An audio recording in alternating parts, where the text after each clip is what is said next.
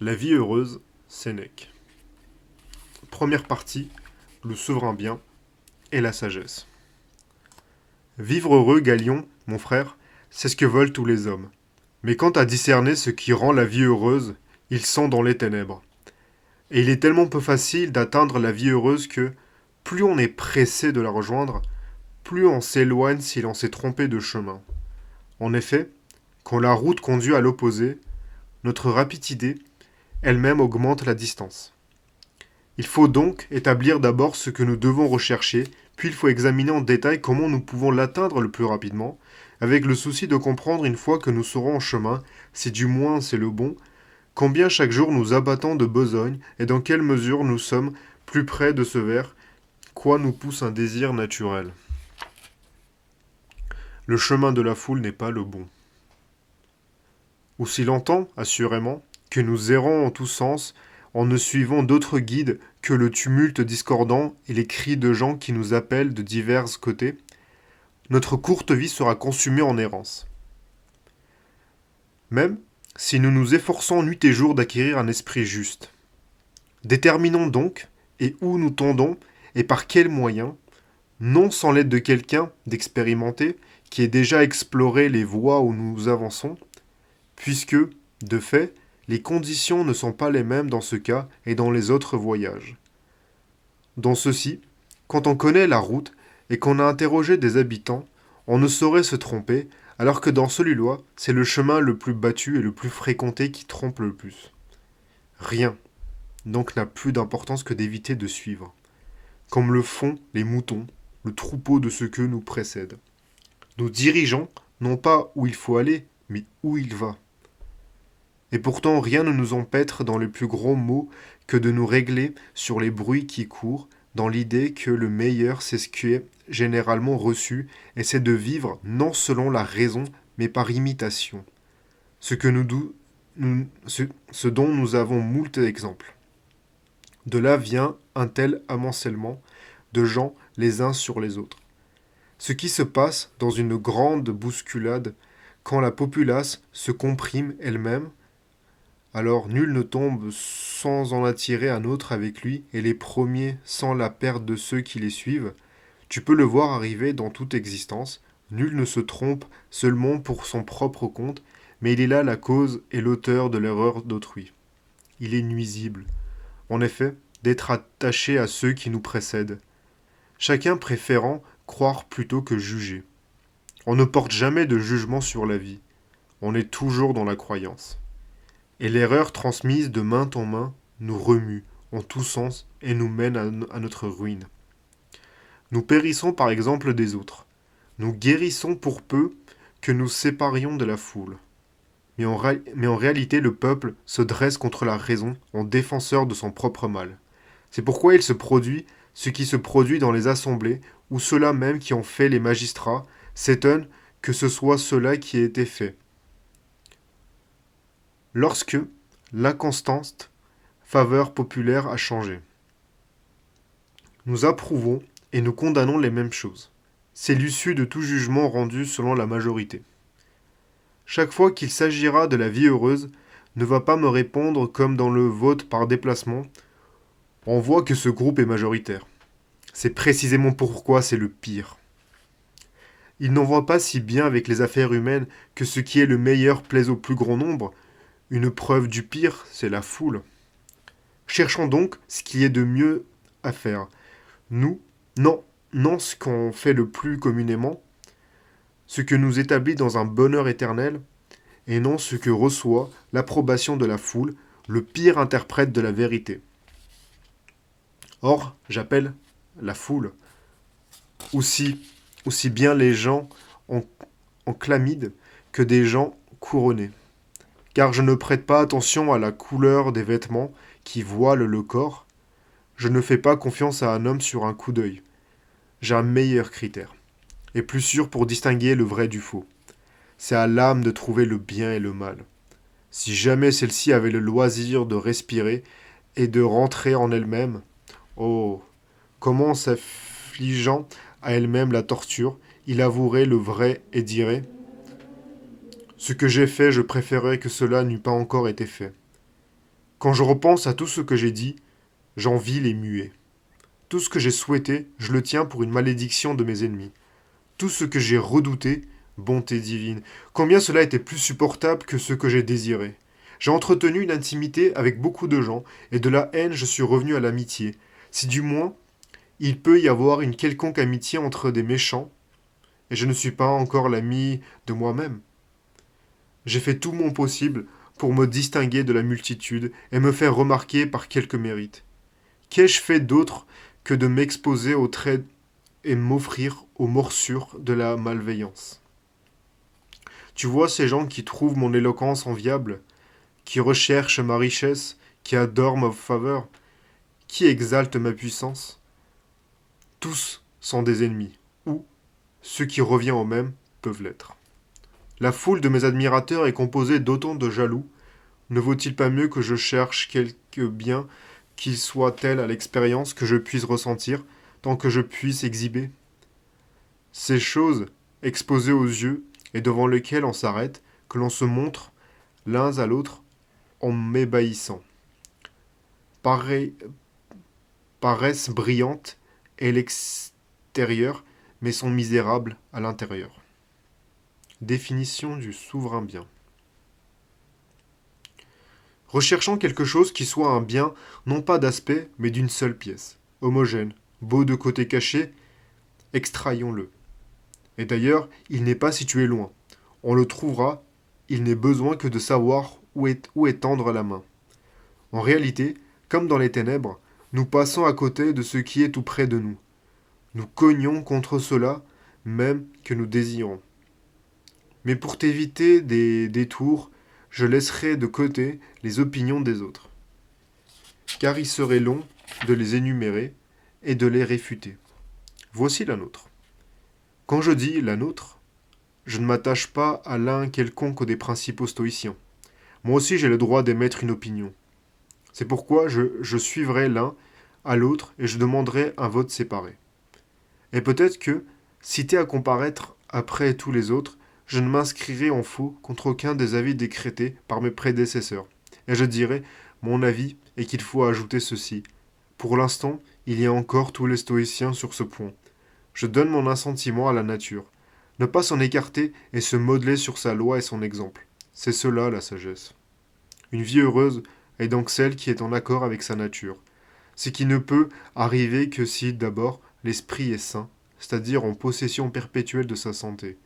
Ensuite, il est fort et vigoureux, puis très beau et résistant.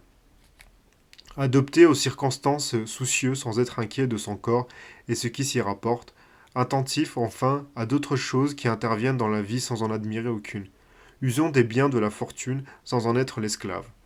Tu comprends, même si je ne l'ajoutais pas, qu'il s'ensuit une tranquillité et une liberté perpétuelle, puisque tout ce qui nous excite ou nous terrifie a été repoussé. À la place, en effet, des plaisirs et de ces choses qui sont petites et fragiles, mais aussi nuisibles par les actes déshonorants qu'elles provoquent, se substitue une joie, immense, inébranlable et constante, ensuite la paix et l'harmonie de l'âme. La grandeur de l'âme accompagnée de douceur, car toute cruauté vient d'une faiblesse.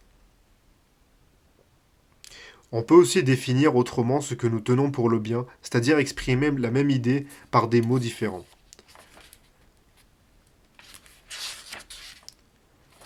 Tout comme la même armée, tantôt s'étend sur une large front, tantôt se resserre sur un étroit espace et où bien ses ailes se recourbent, son centre forme un rentrant. Ou bien elle se déploie sur un front rectiligne, sa puissance de quelque manière qu'elle soit disposée reste la même ainsi que sa volonté de tenir bon pour la même partie. De même, la définition de souverain bien peut dans certains cas être développée, élargie, dans certains s'est rassemblée et condensée en elle-même. Il reviendra donc au même de dire le souverain bien, c'est une âme qui méprise les événements extérieurs et se réjouit par la vertu. Ou la force invincible de l'âme ayant l'expérience des choses, calme, la, calme dans l'action avec beaucoup d'humanité et un grand soin des gens qui nous entourent. On peut aussi le définir en disant qu'un homme heureux, c'est celui qui, pour lequel Rien n'est bien ou mal, si ce n'est une âme bonne ou mauvaise. Un âme qui pratique le bien moral, qui est comblé par la vertu, que les événements extérieurs n'exaltent ni ne brisent, qui ne reconnaît aucun bien supérieur à celui qui se donne lui-même. Pour qui le vrai plaisir est le mépris des plaisirs.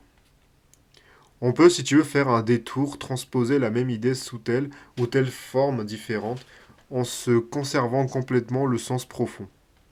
Qu'est-ce qui en effet nous empêche de dire qu'une vie heureuse, c'est une âme libre, élevée, intrépide, constante, établie en dehors de la crainte et du désir, pour qui le seul bien est le bien moral, et la seule mal, la laideur morale. Tous les autres choses étant un ensemble sans valeur, qui ne retire ni n'ajoute rien, la vie heureuse tenant et si en allant sans augmenter ni diminuer le souverain bien. Une fois que cela a été établi de cette façon, il s'ensuit nécessairement, qu'on le veuille ou non, une gaieté continuelle et une allégresse profonde venant du fond de nous-mêmes, du fait que l'âme se réjouit de ce qu'elle a, et qu'elle ne désire pas plus que ce qui lui appartient en propre. Comment tout cela ne contrebalancerait-il pas les mouvements minables, vains et sans durée de notre petit corps? Le jour où l'on sera vaincu par le plaisir, on sera aussi vaincu par la douleur. Vois donc dans quelle servitude mauvaise et nuisible sera l'esclave, celui qui les plaisirs et les douleurs, les maîtres les plus changeants et les plus arbitraires, posséderont tour à tour. Il faut donc finalement parvenir à la liberté. Et cette liberté, rien ne la procure, si ce n'est la différence au coût de la fortune. Alors surgira ce bien sans paix, un esprit en repos, réfugié en sécurité et élevé, ainsi que, parce que les terreurs auront été chassées par la connaissance du vrai, et une joie grande et immuable, une douceur et un épanouissement de l'âme dont elle tirera plaisir, non pas en tant que bien, mais en tant qu'issue de son bien propre.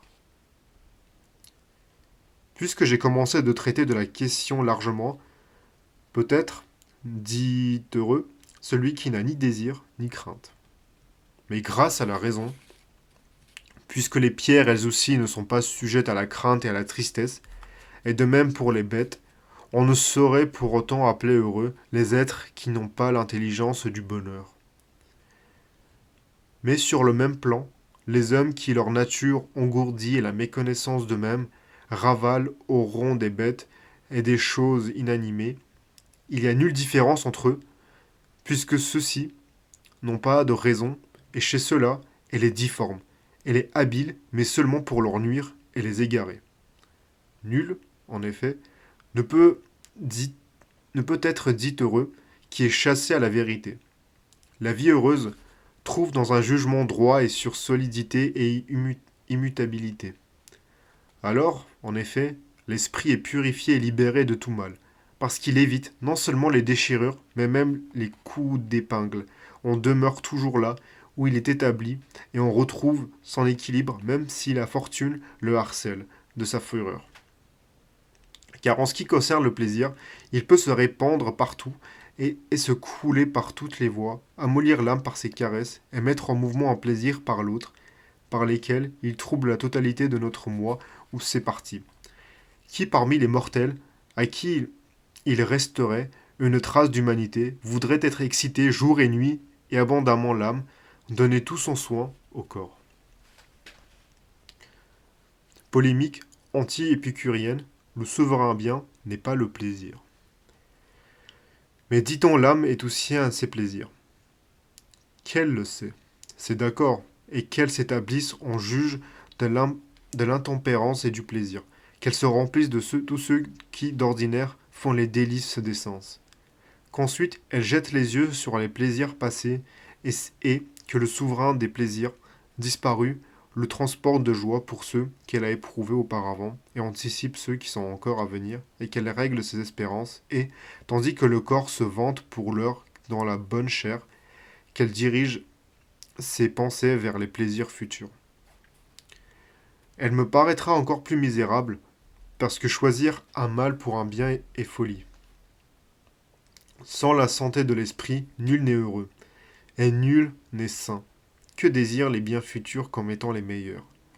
Donc est heureux celui qui a un jugement droit, Et heureux, celui qui se satisfait des choses présentes, qu'elles soient et qu'il a mis des biens qui sont les siens, et heureux celui chez la raison fait aimer la disposition tout entière de sa propre situation.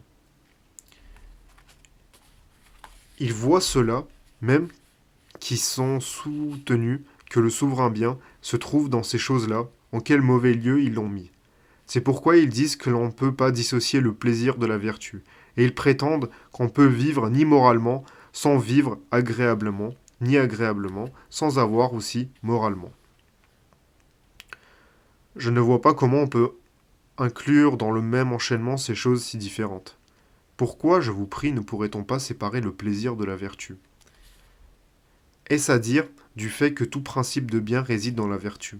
C'est aussi de ces racines que sort de ce que vous aimez, que vous recherchez.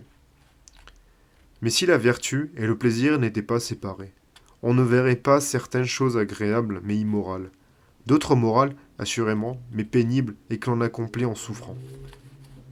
Ajoute maintenant que le plaisir aboutit aussi à la vôtre, la plus honteuse. Alors que la vertu n'admet pas de mauvaise vie, et que certains sont malheureux, non pas parce qu'ils sont privés de plaisir, mais bien plutôt du fait du plaisir lui-même. Ce qui n'arriverait pas si le plaisir était intimement mêlé à la vertu, plaisir dont elle est privée, mais qui ne lui manque jamais. Pourquoi mettre ensemble ces choses différentes et même opposées? La vertu est quelque chose d'élevé, de noble, et même de royal, d'invincible, d'infatigable, le plaisir quelque chose de bas, de servile, de faible, de fragile, qui séjourne comme chez lui dans les bordels et les tavernes. La vertu, tu le rencontreras dans un temple, sur le forum, au Sénat, debout devant les remparts, couverte de poussière, hâle et les mains calleuses. Le plaisir est plus souvent en fuite, à la recherche de l'obscurité autour des bains, des étuves et des lieux que l'on craint la police. Mou, sans nerve, imbibé de vin et de parfums, palais ou fardé, cadavre embaumé, d'enguant. Le souverain bien est immortel, il est incapable de nous quitter, il n'a ni satiété ni regret. Jamais en effet l'esprit droit ne change ni ne se prend en aversion. Et d'ailleurs, rien de ce qui est parfait n'a jamais changé. Le plaisir, en revanche, au moment où on en jouit le plus, s'éteint. Il n'a pas beaucoup de place, c'est pourquoi il la remplit vite. Il inspire de la répugnance et il ne fane en premier élan. Et nul change n'est jamais assuré quand sa nature réside dans le mouvement. Il ne peut non plus pas exister à coup sûr. Une essence propre de ce qui arrive passe très vite, devant périr dans son exercice. Même il arrive en effet à son but, là où il cesse à peine commence-t-il qu'il voit sa fin. Qu'en est-il du fait du plaisir n'habitent pas moins les bons que les méchants, et que les gens infâmes ne trouvent pas moins le plaisir dans leur infamie que les gens de bien dans leur mérite? Les anciens ont prescrit de vivre la vie la meilleure, et non la plus agréable, de telle sorte que le plaisir soit non pas la guide d'une volonté droite et morale, mais son compagnon de route, car c'est la nature qu'il faut prendre comme guide. C'est elle que la raison observe, c'est elle qu'elle consulte. C'est donc la même chose que de vivre heureux et de vivre sans la nature. Ce que cela veut dire, je vais maintenant l'expliquer. Si nous suivons nos caractéristiques corporelles et tout ce qui nous est adapté à notre nature, soigneusement et sans crainte, comme des choses données, au jour le jour et fugaces. Si nous n'y sommes pas asservis et que ces objets étranges à nous ne nous contrôlent pas.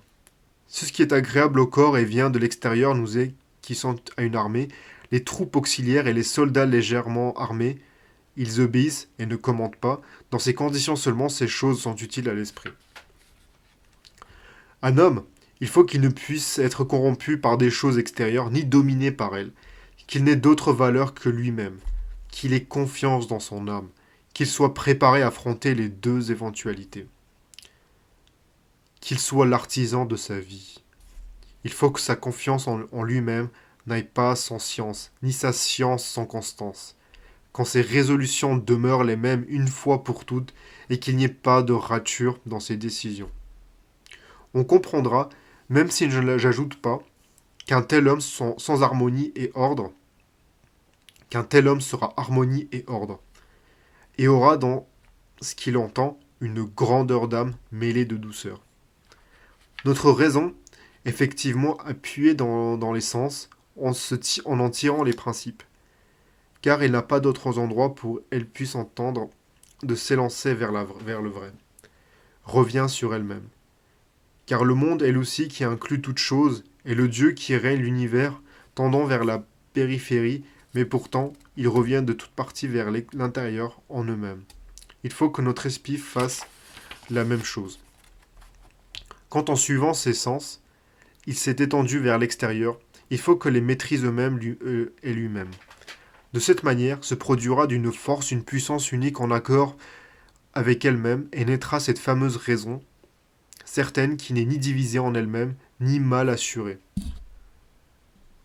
En ce qui concerne les jugements, les saisies et les convictions, et qui, quand elle a mis l'ordre en elle-même, organisé, et pour ainsi dire harmoniser ses parties entre elles, a atteint le souverain bien.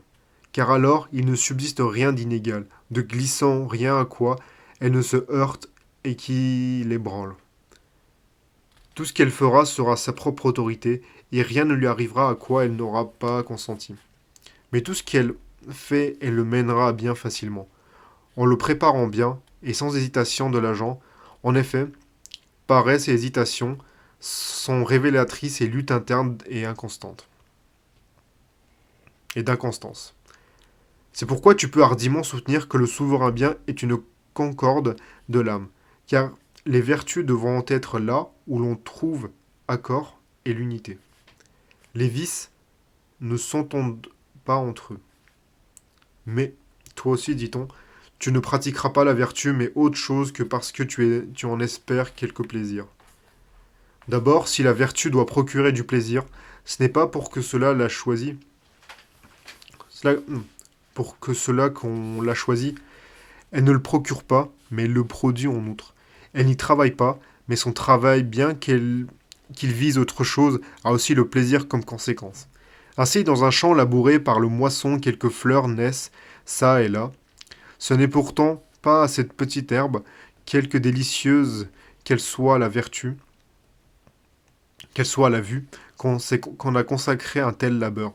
Le semeur avait un autre but, et cela est advenu de surcroît. De même, le plaisir n'est ni le salaire, ni la cause de la vertu, mais son annexe, et ce n'est pas parce qu'elle procure du plaisir qu'on ne décide en sa faveur. Mais si on se décide en sa faveur, elle pousse aussi du plaisir.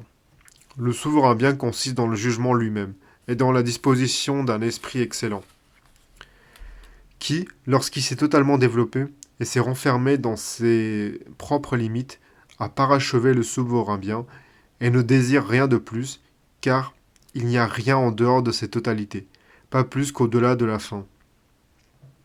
Tu te trompes donc quand tu me demandes cet envieux de quoi je recherche la vertu, car tu t'inquiètes de quelque chose qui serait au-dessus de l'extrême. Tu demandes ce que j'attends de la vertu elle-même, car elle n'a rien de meilleur, car elle est elle-même son prix. N'est-ce pas suffisant quand je te dirai, le souverain bien, c'est l'inflexibilité d'une âme inébranlable. Sa prévoyance, son élévation, sa santé, son indépendance, son harmonie, sa beauté. Exigeras-tu encore quelque chose de plus à quoi rapporter tout cela? Pourquoi invoques-tu le plaisir? C'est le bien de l'homme que je cherche, non celui du ventre, qui est plus large chez les bestiaux et les bêtes sauvages. Tu feins de ne pas comprendre mes propos, dit-il.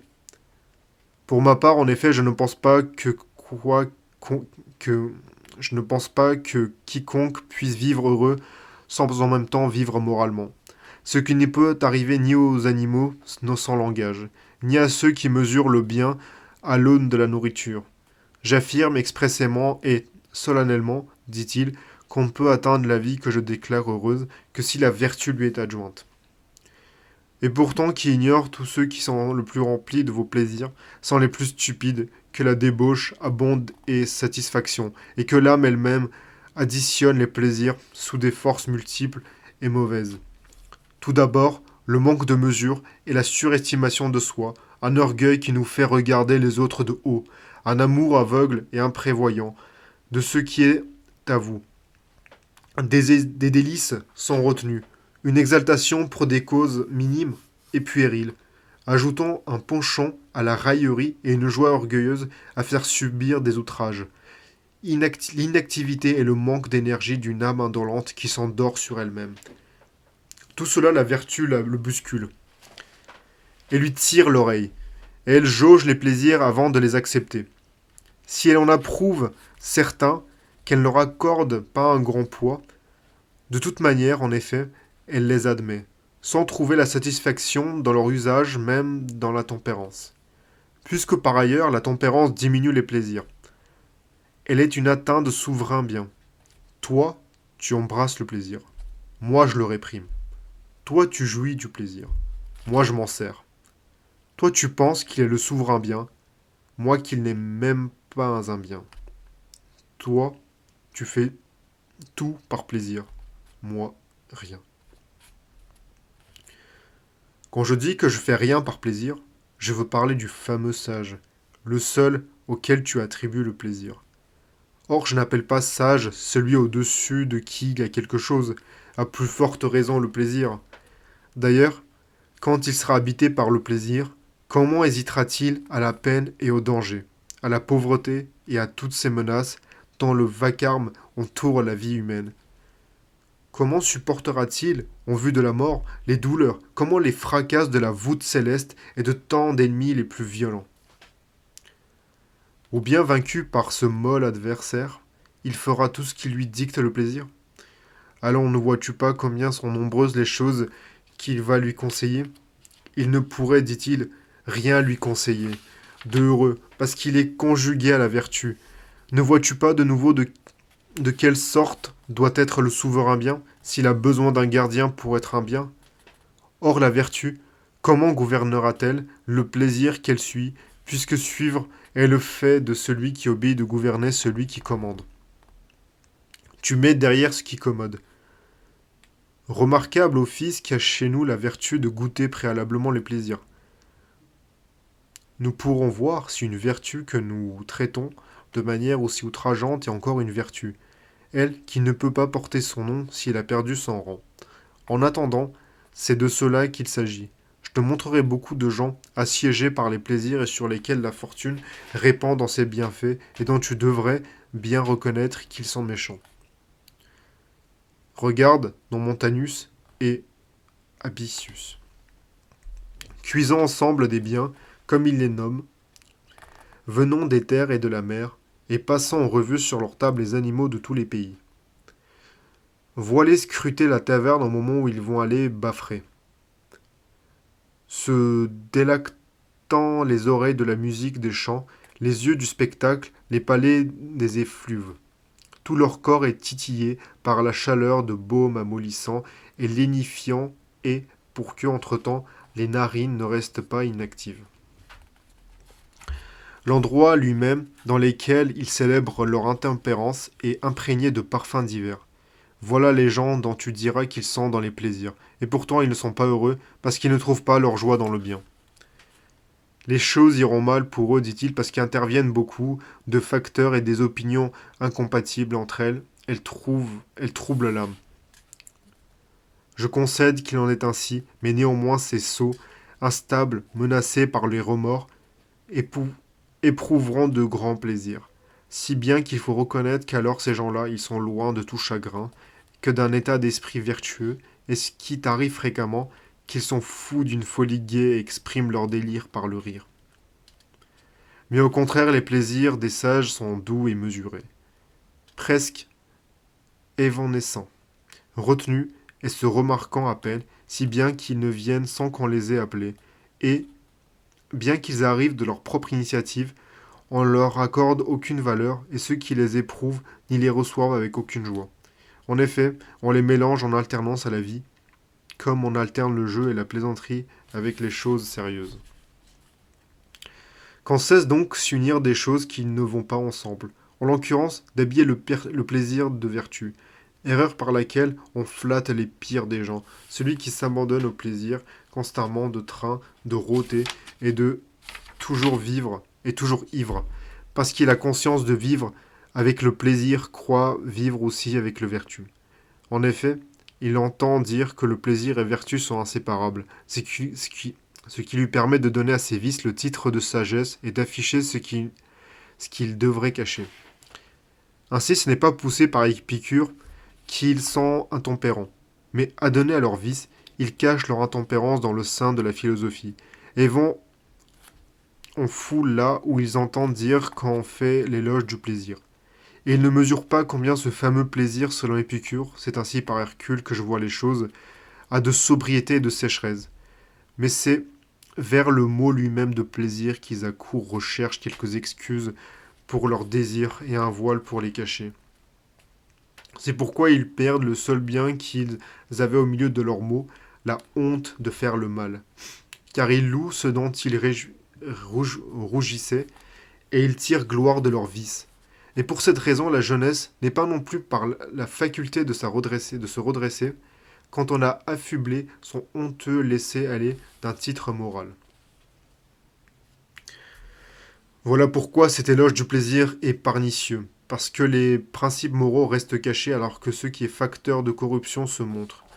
Je suis personnellement d'avis, et je soutiendrai cela malgré mes compagnons, qu'Épicure a des préceptes purs, droits, et pour peu qu'on la considère d'assez près austère. Le fameux plaisir, en effet, est ramené en quelque chose de petit et restreint, ce qui nous donnant comme loi à la vertu, lui le donne au plaisir. Il lui ordonne d'obéir à la nature. Mais c'est peu, en effet, pour l'intempérance que ce qui suffit la nature. Qu'en est-il donc? Celui qui appelle bonheur un loisir oisif et les alternances des plaisirs du gosier et du sexe cherchant un garant qui soit bon pour une chose mauvaise. Et alors qu'il vient, attiré par un nom flatteur, et poursuit non pas le plaisir dont il entend parler, mais celui qu'il a apporté avec lui. Et dès qu'il se met penser que ses vices ressemblent aux préceptes épicuriens, il y cède, sans crainte et sans se cacher. Et au contraire, pour cette raison, s'adonne à l'intempérance à visage découvert.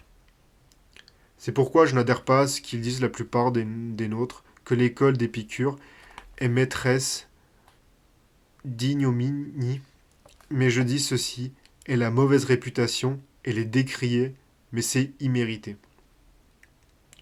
Quelle sorte d'homme peut le savoir sinon celui qui est admis à l'intérieur de l'école? Sa façade en elle-même prête à la calomnie et suscite un espoir mauvais. Cela est comparable à un homme viril, vêtu d'une robe de femme, ta pudeur est préservée, ta virilité est sauve, ton corps est dispensé de toute honte, mais tu as la tambourin en main. C'est pourquoi il faut choisir un intitulé moral et une inscription dont le texte stimule l'âme et que les vices respectent. Respectent aussitôt. Quiconque s'est mis en marche vers la vertu a donné l'exemple d'un naturel noble. Celui qui suit le plaisir donne le spectacle de quelqu'un de lâche, abattu, rejeton, dégénéré, d'un homme précipité dans la honte. À moins que quelqu'un ne lui montre la différence entre les plaisirs pour qu'il sache lesquels d'entre eux s'apaisent, dans les limites d'un besoin naturel, et lesquels nous emportent la tête la première, sans limite et d'autant plus impossible à assouvir quand on les assouvit davantage. Allons, que la vertu nous guide, nous avancerons d'un pas tout à fait assuré. D'ailleurs, un plaisir excessif est nuisible. Dans la vertu, on n'a pas à craindre quelques excès, que ce soit parce qu'elle en est elle-même, mesure. Ce qui souffre de son propre excès ne peut pas être un bien. D'autre part, à ceux qui ont reçu comme l'eau une nature raisonnable, que peut-on offrir de mieux que la raison? Si cette union paraît bonne, s'il paraît bon aller vers la vie heureuse en compagnie, que la vertu soit le guide, que le plaisir soit son compagnon de voyage, et tourne autour du corps comme son ombre. Livrer la vertu le meilleur de tous les biens, comme servante au plaisir, c'est le fait d'une âme qui n'est capable de contenir rien de grand. Que la vertu aille la première, qu'elle porte les étendards. Nous n'aurons pas moins le plaisir, mais nous nous en serons les maîtres et les modérateurs. Il pourra obtenir quelque chose par ses prières, rien par contrainte. Mais ceux qui ont laissé les premières lignes au plaisir n'ont aucun des deux. En effet, ils laissent échapper la vertu, et d'un autre côté, ils ne possèdent pas le plaisir, mais c'est eux que le plaisir possède. Soit son absence les met à la torture, soit sa subordance les étouffe, malheureux il en manque, plus malheureux encore s'il les écrase. Tels ceux qui se laissent surprendre dans la mer des Syrtes, que tantôt s'échouent à sec, tantôt sont ballottés par un flot impétueux. Or cela n'arrive que du fait d'un grand excès dans l'amour, d'une chose déraisonnable, pour qui en effet recherche le mal pour le bien, les conséquences sont dangereuses. De même que c'est difficilement dangereusement que nous chassons les bêtes sauvages et que la possession de celles que nous avons capturées, elle non plus n'est pas de tout repos, car souvent elles déchirent le maître. De même, ceux qui ont de grands plaisirs aboutissent à un grand mal. Et les ayant capturés, ils en sont captifs. Plus ils sont nombreux et importants, plus on est diminué et esclave d'un plus grand nombre de maîtres, celui qui, foule, appelle un homme heureux. Restons encore dans cette opprobre métaphorique de la question. Tout comme celui qui recherche la tanière des bêtes et accorde un prix à attraper les bêtes sauvages au lacet et à cerner les bois avec ses chiens pour serrer de plus près les traces, leurs traces, abandonne des occupations plus valables et renonce à de nombreuses charges, ainsi celui qui poursuit le plaisir lui subordonne tout et ne fait aucun de cas de sa liberté, le premier des biens, et il paye ce prix pour son ventre, il n'achète pas les plaisirs, il se vend au plaisir. Polémique anti-aristotélicienne, le souverain bien n'est pas le bien uni au plaisir. Qu'est-ce qui pourtant empêche, dira-t-on, de fondre en une seule réalité la vertu et le plaisir et de faire qu'ainsi le souverain bien soit à la fois moral et agréable. C'est qu'une partie du bien moral ne peut être que le bien moral, et que le souverain bien ne possédera pas sa pureté si en lui quelque chose se révèle qui soit différent de ce qu'il y a de meilleur. Même la joie qui naît de la vertu, quelque bonne qu'elle soit, n'est pas une partie du bien absolu. Non plus qu'allégresse et la tranquillité, quelques excellentes qui soient les causes d'où elles viennent. Ce sont, en effet, des biens, mais qui sont des suites de souverains biens, sans le mener à sa perfection. En effet, celui qui fait coexister vertu et plaisir, même sans les mettre sur le même pied, émousse par la fragilité du second de ces deux biens ce qu'il y a de vigoureux dans le premier, et on voit sous le joug cette liberté qui demeure invaincue seulement si elle ne connaît rien de plus précieux qu'elle-même. En effet, et c'est là la pire des servitudes, elle se met à avoir besoin de la fortune. Il s'ensuit une vraie plaine d'angoisse, de soupçons, d'inquiétude, en redoutant ce qui arrive. Chaque moment de son temps est en suspens. Tu ne donnes pas la vertu à un fondement solide, immuable, mais tu lui commandes de se tenir sur un terrain mouvant. Qu'est-ce qui, en effet, est plus mouvant que d'attendre des événements fortuits et que la variation des choses qui touchent le corps et qui affectent le corps? Comment un tel homme peut-il obéir au Dieu et, quoi qu'il arrive, l'accueillir sereinement et ne pas se plaindre du destin en donnant une interprétation favorable de ce qui lui arrive, s'il se trouve ébranlé aux moindres piqûres du plaisir et de la douleur? Mais pas même sa patrie, il ne le protégera, ni ne la défendra, et il ne combattra pas pour sauver ses amis, celui qui s'incline au plaisir. Qui donc le souverain bien monte là d'où nulle force ne le délogera, où il n'est accès ni pour la douleur, ni pour l'espoir, ni pour la crainte, ni pour aucune des choses qui limitent les droits du souverain bien. Or seule la vertu peut s'élever à un tel lieu. Son pas droit vaincre cette peine, cette pente, elle se tiendra fermement, et quoi qu'il arrive, elle le supportera, non pas, non pas tant partiellement que volontiers. Elle sait que toutes les circonstances difficiles sont une loi de la nature. Et comme un bon soldat, elle supportera les blessures, et elle comportera ses cicatrices, et transpercée de traits, elle aimera, en mourant le chef pour lesquels elle tombera. Elle gardera en tête le vieux principe suivre le Dieu. Quiconque se plaint, se lamente et gémit, est contraint de faire de force ce qui lui est prescrit, et n'en est pas moins entraîné malgré lui à obéir ce qui lui est commandé. Or, c'est folie que d'être traîné plutôt que de suivre. C'est par Hercule également, sottise et ignorance est à condition que de te plaindre qu'il te manque quelque chose ou quelque chose de trop pénible t'arrive, ou de t'étonner également, ou de t'indigner de ce qui t'arrive, de ce qui arrive indistinctement aux bons comme aux méchants.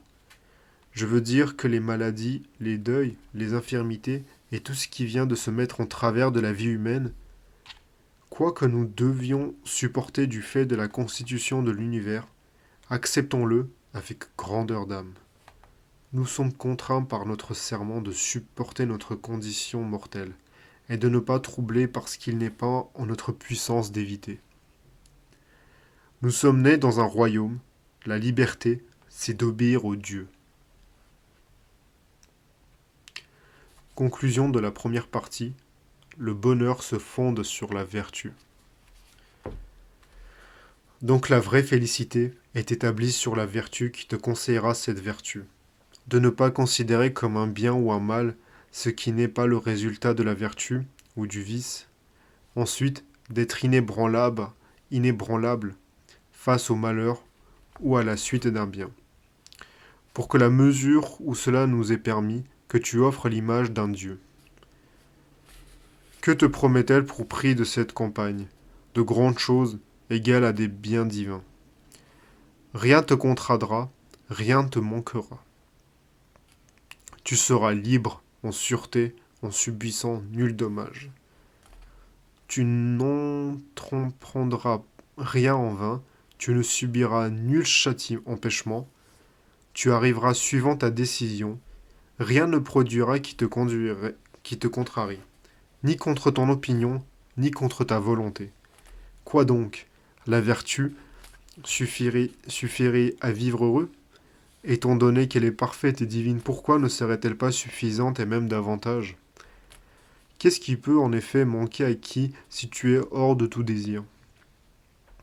De quoi d'extérieur a besoin celui qui porte tout rassemblé en lui? Mais celui qui tend à la vertu, même s'il a beaucoup progressé, a besoin d'une certaine bienveillance de la part de la fortune. Durant le temps où il lutte parmi les affaires humaines, jusqu'à ce qu'il ait dénoué ce nœud et tout lien mortel. Quelle différence cela fait-il? C'est ce qu'ils sont adroitement liés. Certains plus serrés, d'autres moins. Celui qui s'est avancé vers des régions supérieures, c'est-à-dire s'est élevé plus haut, traîne une chaîne plus lâche. Il n'est pas encore libre, mais il est comme libre. Seconde partie, le philosophe et les biens de ce monde. C'est pourquoi, si l'un de ceux qui aboient contre la philosophie disait comme ils le font d'ordinaire, pourquoi parles-tu plus courageusement que tu ne vis? Pourquoi baisses-tu le ton devant plus puissant que toi? Et penses-tu que l'argent est un accessoire qui t'est nécessaire? Pourquoi es-tu ému par un préjudice? Répands-tu des larmes en apprenant la mort de ton épouse ou d'un habit? Considères-tu ta réputation? Es-tu atteint par des paroles malveillantes? Pourquoi as-tu un domaine mieux cultivé que ne l'exige le besoin de la nature? Pourquoi ces repas qui ne le suivent pas tes préceptes? Pourquoi cette vaisselle trop précieuse? Pourquoi boit-on chez toi du vin plus vieux que toi? Pourquoi as-tu installé une volière? Pourquoi tes arbres sont-ils si rapprochés qu'ils ne donnent que de l'ombre? Pourquoi ta femme porte-t-elle aux oreilles le revenu d'une maison opulente? Pourquoi tes pages sont-ils revêtus d'un habit coûteux? Pourquoi chez toi, servir à table est-il un art? C'est-à-dire qu'on ne dispose que l'argenterie au hasard, et comme on l'en veut, mais que l'on sert en expert, qu'il y a quelqu'un qui est maître dans l'art de découper les victuailles. Ajoute si tu veux, pourquoi as-tu possession outre-mer? Pourquoi sont-elles plus nombreuses que tu le sais? C'est honteux. Ou tu es à ce point négligent que tu ne connais pas le peu d'esclaves que tu possèdes. Ou tu es à ce point immodérément riche que tu en possèdes tellement que ta mémoire ne suffit pas à te les faire connaître. Je t'aiderai plus tard dans tes invectives, et je me ferai plus de reproches que tu n'en penses. Pour l'instant, je te réponds ceci. Je ne suis pas un sage, et que ta malveillance soit satisfaite. Je ne le serai même pas. Exige donc de moi, non pas que je sois l'égal des meilleurs, mais que je sois meilleur que les méchants. Cela est assez pour moi de retrancher chaque jour quelque chose de mes vices et de blâmer de mes erreurs. Je ne suis pas parvenu à la guérison, et n'y parviendrai même pas. Je prépare pour ma goutte des adoucissants plutôt que les remèdes, bien content si ces accès sont plus rares et les élancements moindres. Si je compare mes pieds aux vôtres, bien que faible, je suis un coureur. Ce que je dis, je ne le dis pas à mon propos. Moi, en effet, je suis plongé dans l'abîme de tous les vices, mais à propos de celui qui est parvenu à un résultat. Tu me dis, tu parles d'une manière et tu vis d'une autre. Cela, mauvaise tête et grand ennemi des meilleurs, a été objecté à Platon, a été objecté à Épicure, a été objecté à Zénon. Tout ceci, en effet, disait non comment ils vivaient, mais comment eux-mêmes auraient dû vivre. C'est de la vertu, non de moi, que je parle. Et lorsque j'invective les vices, c'est en premier lieu aux miens que je m'adresse. Quand je le pourrai, je vivrai comme il le faut. Votre méchanceté, bien imprégnée de venin, ne me détournera pas de plus haute valeur, et ce poison, même que vous répandez sur les autres, et par lequel vous vous tuez, ne m'empêchera pas, moi, de persister à louer, non pas la vie que je mène, mais celle dont je sais qu'il faut mener, pas moins d'adorer la vertu et de le suivre à grande distance en rampant. M'attendrai-je par exemple à ce que quelque chose échappe à la malveillance dans la bouche de qui n'a respecté ni Rutilius ni Caton? Faut-il se soucier de paraître trop riche aux yeux de ceux pour qui Démétrius le cynique n'est pas assez pauvre? Cet homme si rigoureux qui lutte contre tous les désirs de la nature, plus pauvre que les autres cyniques, du fait que, alors qu'ils se sont interdits de posséder, lui s'est aussi interdit de quémander.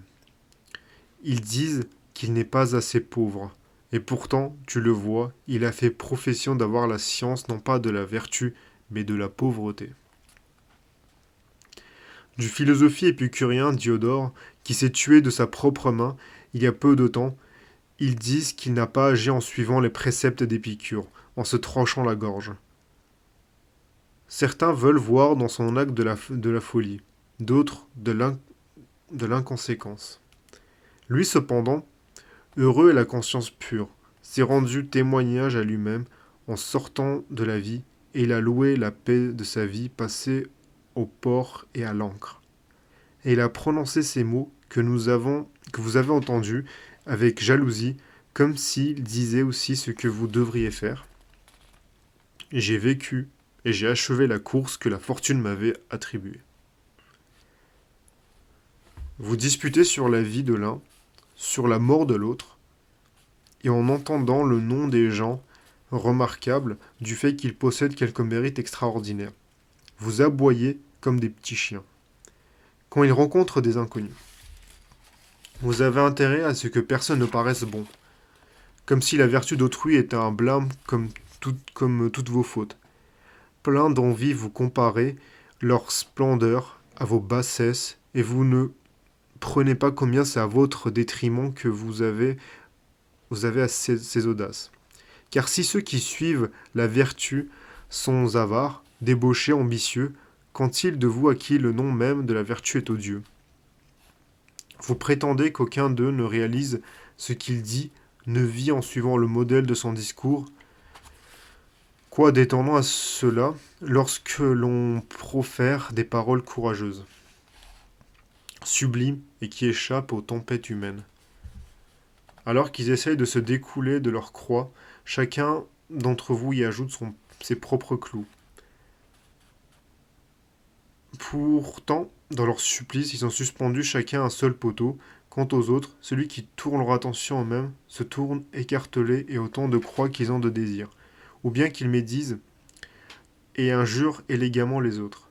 Je croirais volontiers que cela ne les concerne pas, si certains du haut de leur gibet ne cracheraient sur ceux qui les regardent.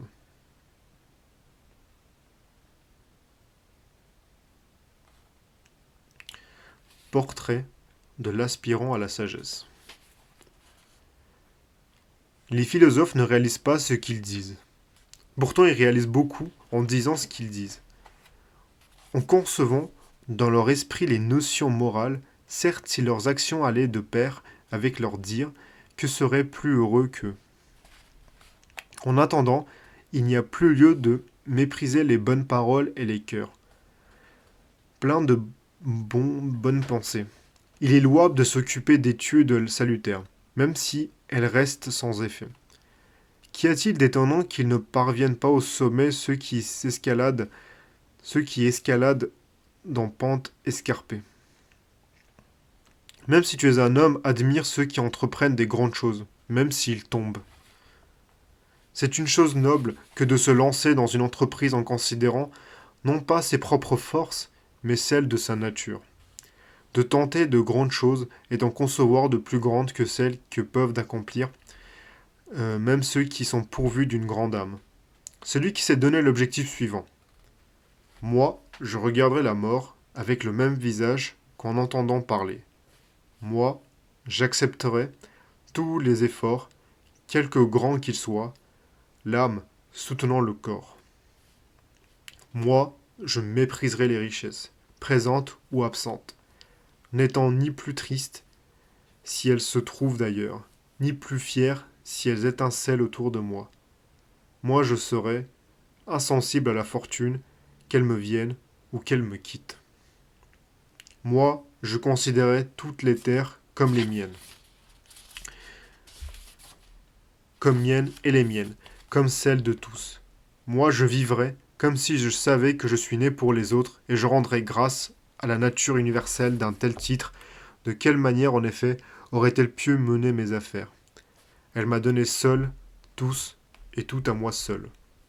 Tout ce que j'aurai, je ne le garderai pas comme un avare, ni ne le répandrai comme un prodigue. Je ne croirai jamais posséder davantage que lorsque j'aurai donné à bon escient.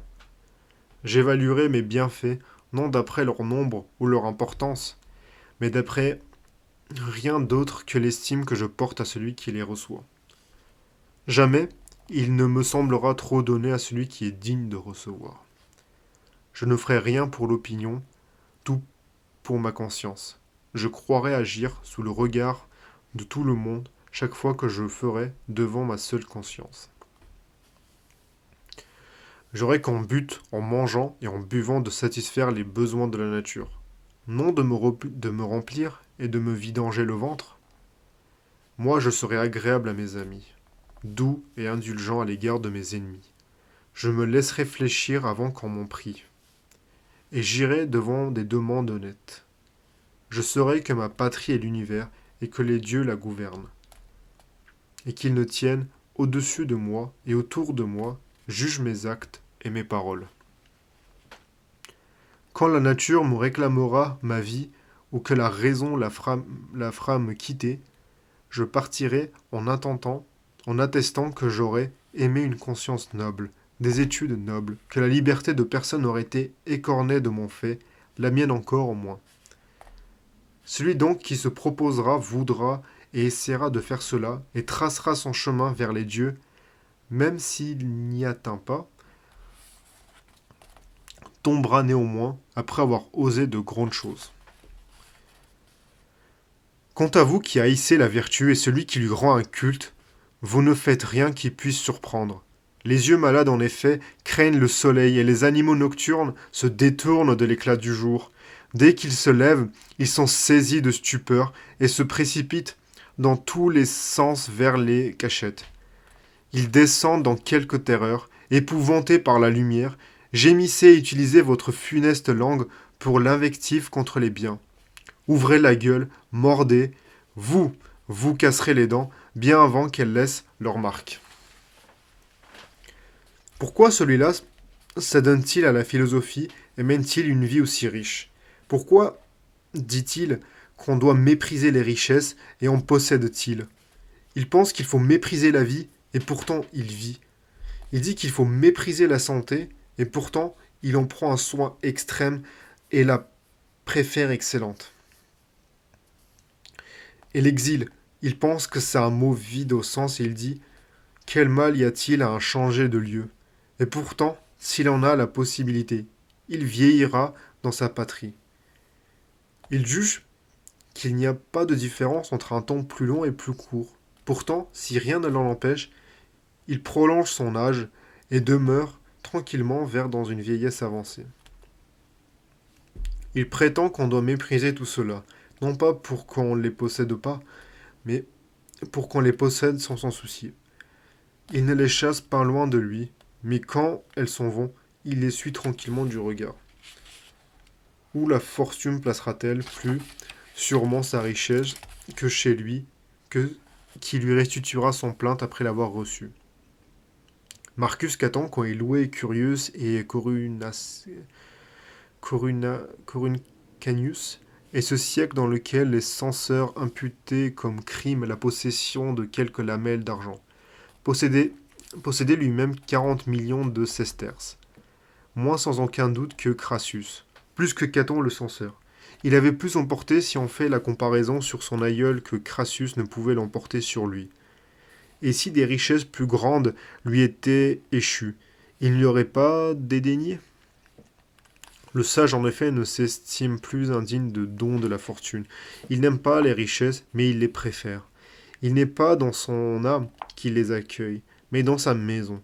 Il ne repousse pas celles qu'il possède, mais les contrôle, et veut qu'elles fournissent plus de matière à sa vertu.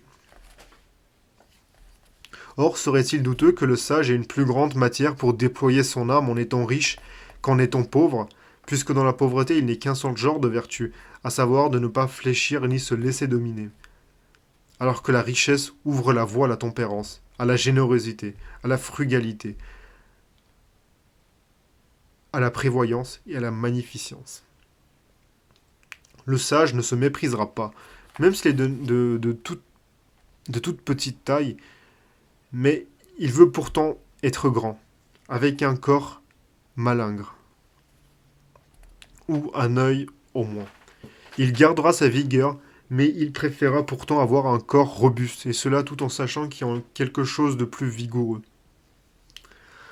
Il supportera une mauvaise santé, mais on souhaitera une bonne.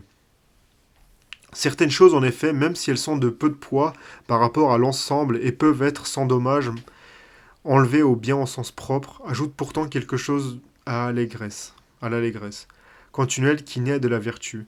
Les richesses ont l'effet joyeux qu'a le vent favorable qui pousse le navigateur. Une belle journée est un endroit ensoleillé dans le froid hivernal. En outre, lequel parmi les sages, j'entends les nôtres, pour qui il n'y a qu'un bien, la vertu, ni que ceux qui nous appelons les indifférents, et en eux-mêmes quelques prix, et que certains soient plus valables que d'autres.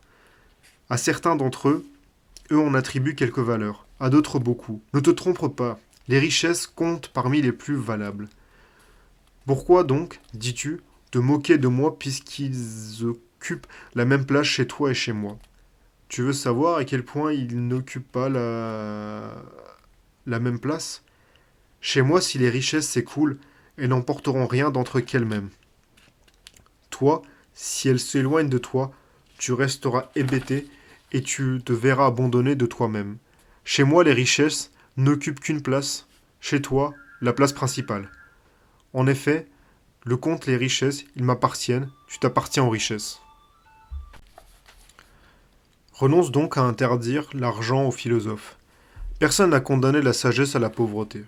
Le philosophe aura de grandes ressources, mais qui n'auraient été enlevées à personne, qui ne dégoûteront pas de sang d'autrui, que l'on se sera préoccupé sans nuire, et quiconque, son profit sordide, elles se retireront aussi dignement qu'elles sont venues.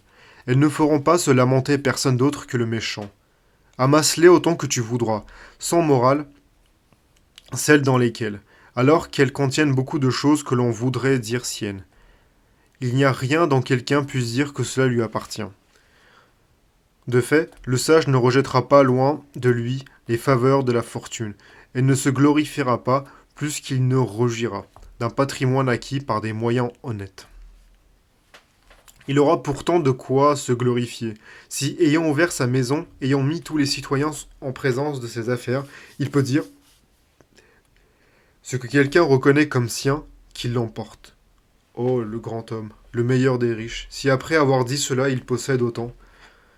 Oui, dis-je, s'il se presque sans risque et sans appréhension à l'examen du peuple, si personne ne trouve rien chez lui dont il veuille s'emparer, il sera riche hardiment et ouvertement.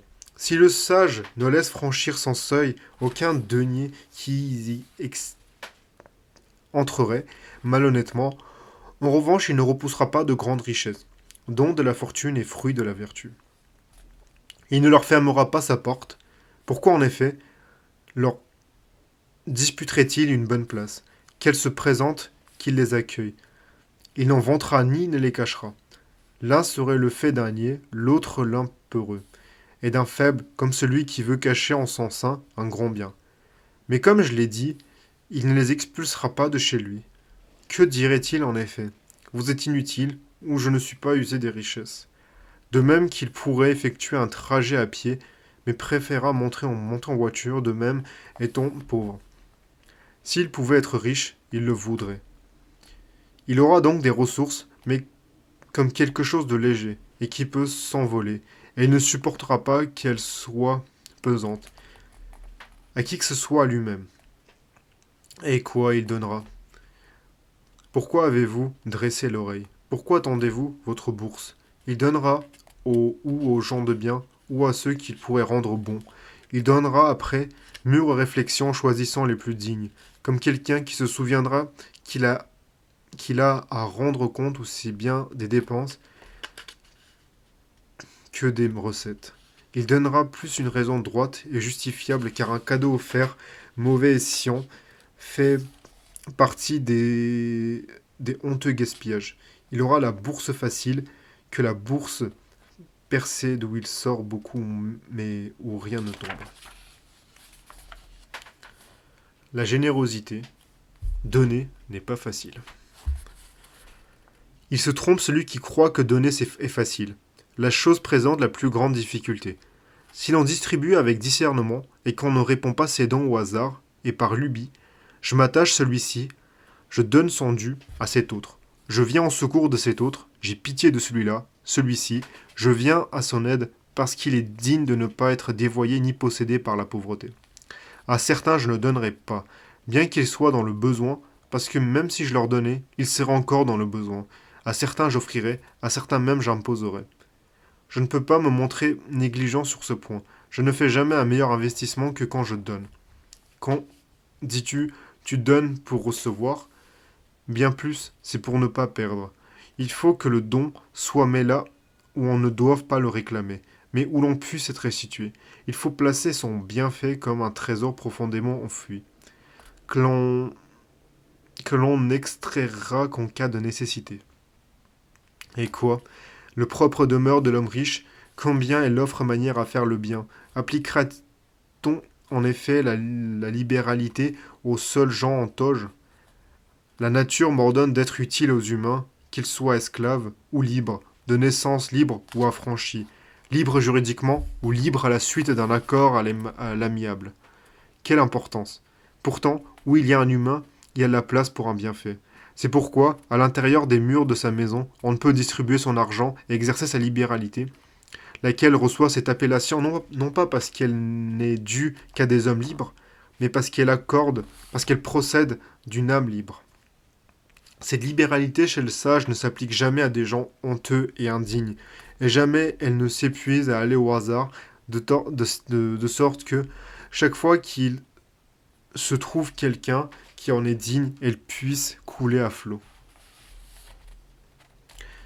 Discours de l'aspirant à la sagesse et du sage. Vous n'avez donc pas entendre que de travers les propos moraux courageux de plein de cœur tenus par les inspirants à la sagesse. Et d'abord prenez bien garde à ceci.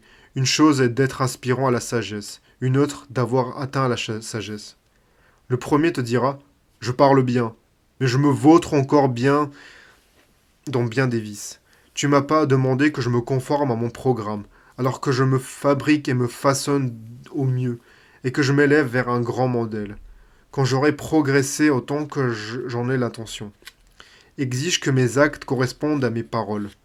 Mais celui qui est parvenu au sommet du bien humain en usera autrement avec toi, et dira, d'abord tu n'as pas te permettre de donner ton avis sur des gens meilleurs que toi. J'ai donné une preuve que j'ai raison, c'est qu'il m'est donné de déplaire aux méchants. Mais pour te fournir une explication que je ne refuse à aucun mortel, écoute ce que j'ai à dire à quel prix. Je donne à chaque chose. Je dis que les richesses ne sont pas un bien, car si elles en étaient un, elles feraient des gens de bien. Or, puisqu'on ne peut pas appeler un bien ce que l'on rencontre chez les méchants, je leur refuse ce nom. Pour le reste, qu'elles soient des choses à avoir, qu'elles soient utiles et qu'elles fournissent de grandes facilités dans la vie, je l'avoue. Mais alors, pourquoi ne les compterai-je pas au nombre des biens que vois-je en elles de différents par rapport à vous, puisque nos deux parties conviennent qu'il faut en posséder. Sur ce point, écoutez. Mets-moi dans la maison la plus opulente. Supposons que l'or et l'argent me soient d'un usage habituel. Je ne me regarderai pas avec l'admiration à cause de ces choses qui, si elles sont auprès de moi, sont néanmoins extérieures à moi. Transporte-moi au pont Sublicius, et chasse-moi parmi les indigents. Je ne me mépriserai pourtant pas de prendre place parmi ceux qui tendent la main pour une aumône. Qu'importe en effet que manque une bouchée de pain à celui qui ne fait pas défaut la possibilité de mourir. Qu'en est-il donc? Je préfère la maison splendide au pont. Place-moi au milieu d'un mobilier splendide et d'aspect raffiné, je ne me croirais en rien plus heureux parce que j'aurai un coussin moelleux, et qu'on étendra de la pourpre sans mes convives. Change mes couvertures, je ne serai en rien plus malheureux.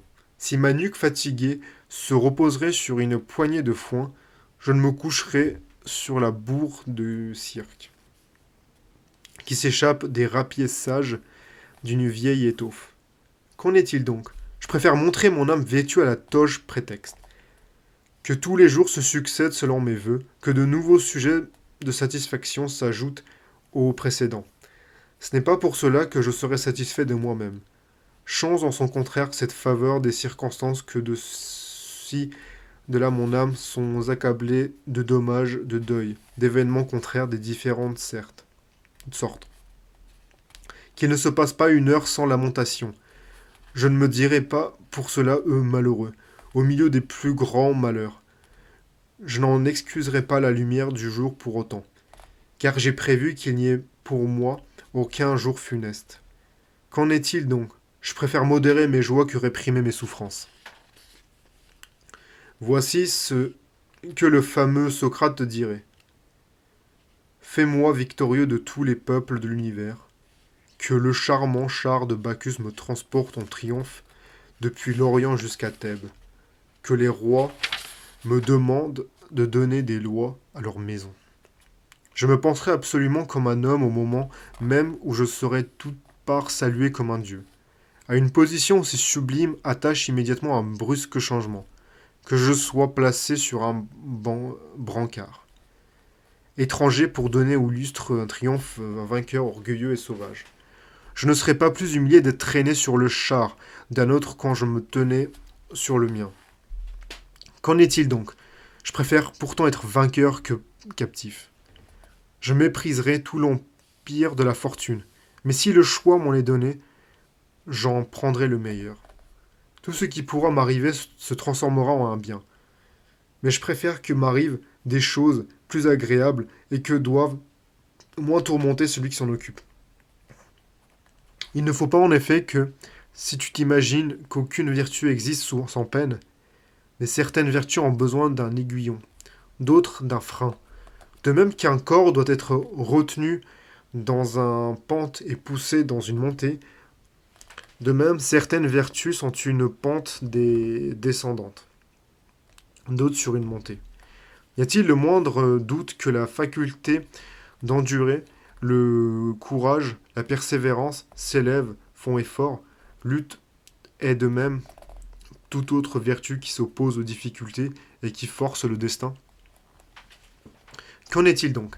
N'est-il pas également manifeste que c'est pour une descente que vont les libéralités, la tempérance, la douceur? Dans le cas de ces derniers, nous retenons notre âme pour qu'elle ne se glisse pas en avant. Dans le cas des premières, nous l'exhortons et la poussons avec la dernière énergie. Donc à la pauvreté, nous appliquerons celles qui sont plus vigoureuses et qui savent se battre, et aux richesses, celles qui sont les plus attentives, qui posent le pied en retenant leur pas et savent retenir leur poids. Cette division étant posée, je préfère pour mon propre usage celle qui demande plus de calme pour s'exercer que celle dont l'exercice fait suer son sang et eau. Donc dit le sage, je ne vis pas d'une manière différente de celle dont je parle, mais c'est vous qui entendez différemment. Seul le son de mes mots parvient à vos oreilles. Ce qu'ils signifient, vous ne cherchez pas à le savoir. Différence entre le sage et l'insensé. Quelle différence y a-t-il entre moi, l'insensé, et toi, le sage? Si tous deux, nous voulons posséder, une très grande différence. Car dans le cas du sage, les richesses sont tenues en esclavage. Dans le cas de l'insensé, elles ont le pouvoir. Le sage ne permet rien aux richesses. À vous, elles permettent tout. Vous, comme si on vous avait promis la possession éternelle, vous y êtes habitué. Et vous leur êtes lié. Alors que le sage s'exerce à la pauvreté au moment précis où il nous tient au sein des richesses. Jamais un général ne se fie à la paix, au point de ne pas se préparer une guerre, qui, même si elle ne se fait pas encore, est déclarée.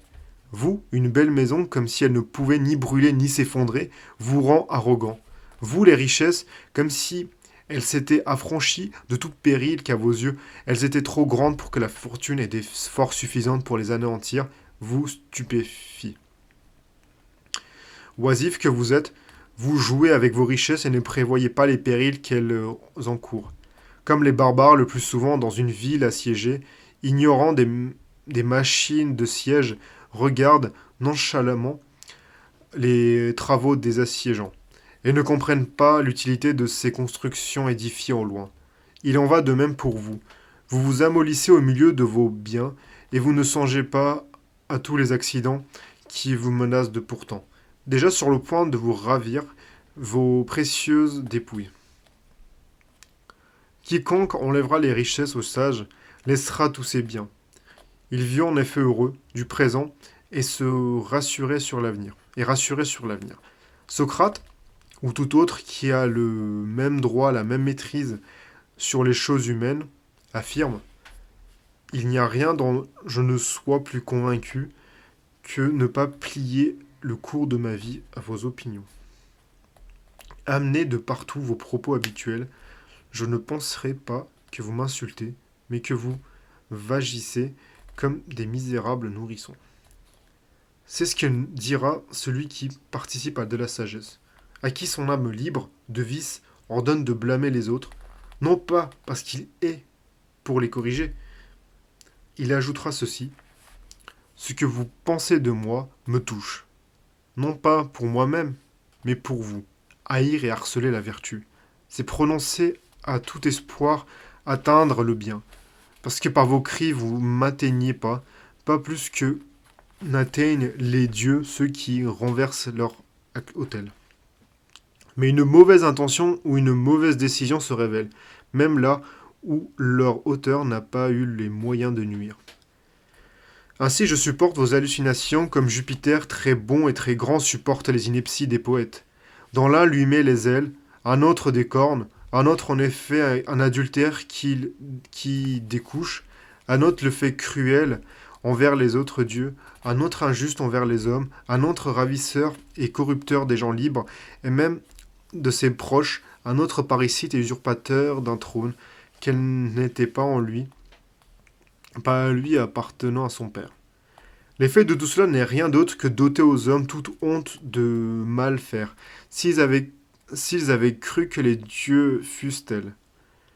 Mais bien que ces propos ne me nuisent en rien, je vous avertis, pourtant dans votre propre intérêt. Regardez avec respect la vertu. Croyez ceux qui, ayant longtemps cherché à l'atteindre, proclament qu'ils ont cherché à atteindre quelque chose de grand et qui apparaît chaque jour plus grand.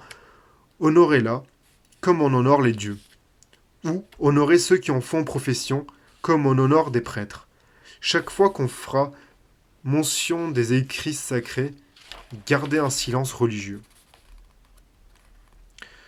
Cette expression ne vient pas, comme beaucoup le pensent, de faveur, mais elle ordonne le silence pour que rituellement la cérémonie sacrée puisse se dérouler sans qu'elle soit couverte par une voix de mauvais augure. Il est beaucoup plus nécessaire de vous l'ordonner à vous pour que, chaque fois que cet oracle proférera une parole, vous l'écouterez avec attention en vous retenant de bavarder.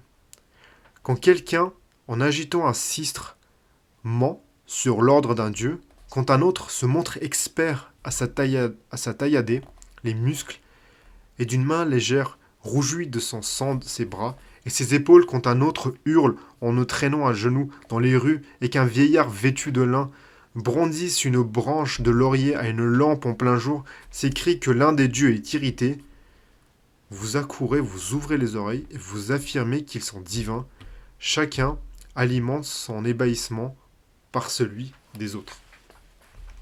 Voici ce que Socrate proclame de cette prison qu'il a purifiée, que le fait d'y entrer, et qu'il a rendue plus respectable que tout Sénat. Quelle folie est cela, quelle nature ennemie des dieux et des hommes de dénigrer les vertus et de souiller les choses saines par des propos infamants. Si vous le pouvez, louez les gens de bien. Sinon, passez votre chemin. S'il vous plaît, d'exercer votre hideuse licence. Jetez-vous les uns sur les autres. Car quand vous tenez des propos déraisonnables contre le ciel, je ne vous accuse pas de sacrilège, mais je dis que vous perdez votre peine. J'ai jadis fourni à Aristophane matière à plaisanterie. Toute la troupe des poètes comiques ont diversifié sur moi leur sel vénéreux. Ma vertu s'est illustrée par les moyens même par lesquels elle était attaquée. Il est avantageux il est pour elle d'être exposée et assaillie. Et personne ne comprend davantage sa grandeur que les gens qui ont ressenti ses forces en la harcelant. La dureté du ressenti, ses forces en les harcelant, la dureté du silex n'est mieux connue de personne que de ceux qui le battent. Je ne me présente pas autrement que comme quelques rochers abandonnés dans une mer semée d'écueils, que les flots mus en tous sens ne cessent de battre, et que, pourtant, ils ne peuvent ni déplacer ni user malgré le grand nombre de leurs chocs en cours de temps en siècles. Attaquez, élancez-vous, je vous vaincrai en vous supportant, contre ce qui est ferme et insurmontable.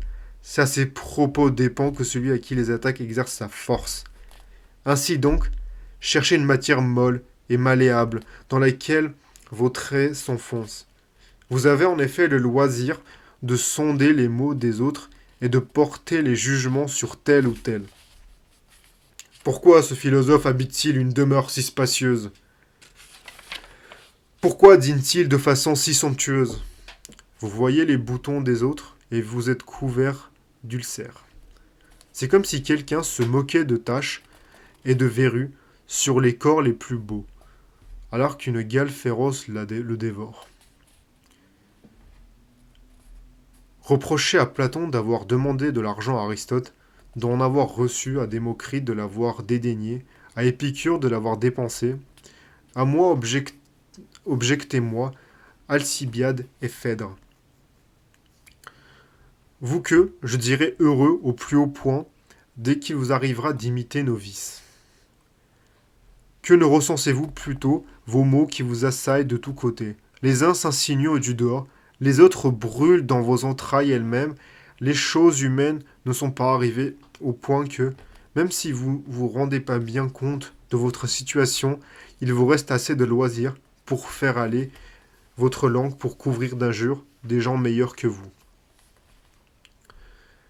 Voilà ce que ne vous comprenez pas, et vous prenez un visage qui ne correspond pas à votre condition. Quand beaucoup de gens qui, assis au cirque et au théâtre, ont une maison où la mort est entrée et à qui le malheur n'a pas encore été annoncé, mais moi, regardant de haut, je vois les tempêtes qui vous menacent. Les dents, les nuées vont crever un peu plus tard. Ou bien celles qui, déjà proches, sont tout près de vous emporter. Vous et vos biens. Mais quoi? Est-ce que maintenant aussi, même si vous ne le remarquez guère, un tourbillon ne roule pas et n'enveloppe pas vos âmes, qui fuient et tout à la fois à la recherche les mêmes objets, tantôt élevés au plus haut, tantôt brisés dans l'abîme.